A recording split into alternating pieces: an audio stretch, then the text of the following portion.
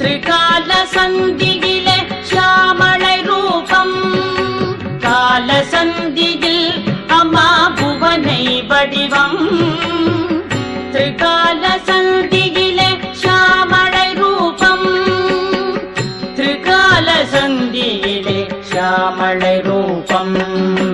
திருவனந்தலில் அன்னை மகா சோடசி வீணா பூசையில் அவள் பாலை வடிவம்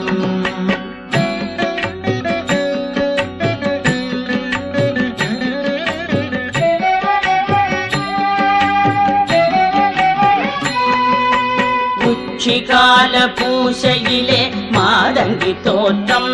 எல்லா உயிர்களுக்கும் உணவு